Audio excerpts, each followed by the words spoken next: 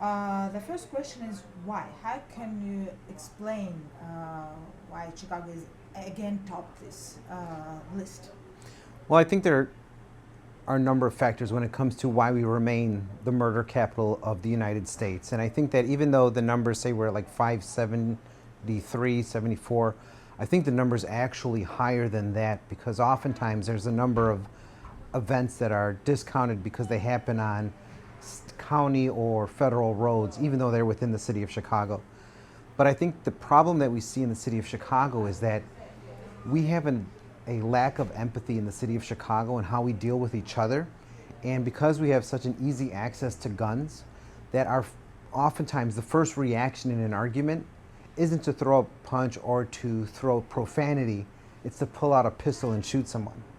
That is the go-to in so many communities right now. It's what we've allowed to persist as normal behavior in the city of Chicago, which is why, even though we have a smaller population than New York or LA, we have an addiction to extreme violence here in the city of Chicago that always ends at the same result, death. Mm-hmm.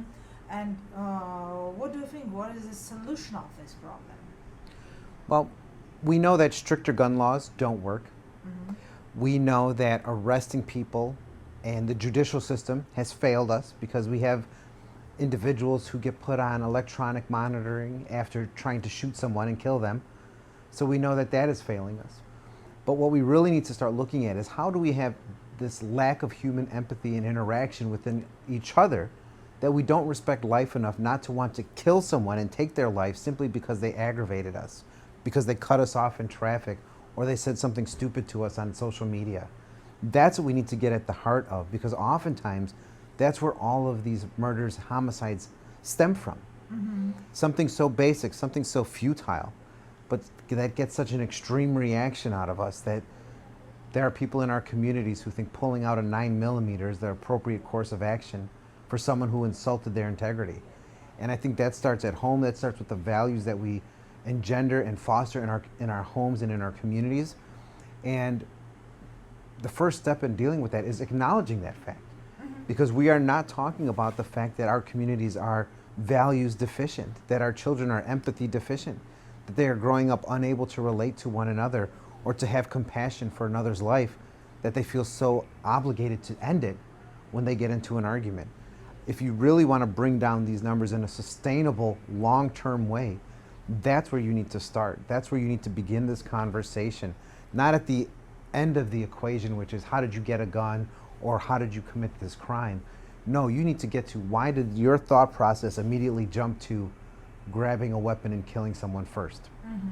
And the last question is about the arrests. You know that only 6% of shootings in Chicago lead to arrests. For example, since 2018, there were more than 19,000 people were wounded, but only around 1,000 people were arrested after that. How can you explain it? Well, again, this goes back to the value system where we believe that it's our right to pull out a gun and shoot someone.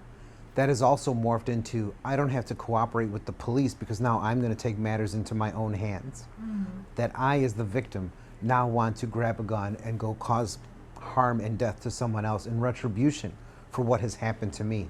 Oftentimes, the reason we have such a poor conviction rate is because we have witnesses and victims who refuse to cooperate with police, identifying who their shooters were, identifying the locations, identifying the particulars of what happened. And if you have no information, you have no leads, you solve no crimes. But the reason for that lack of information is because individuals are choosing to take matters into their own hands and perpetuating the cycle of personal violence against one another. I agree with you. It was awesome. Thank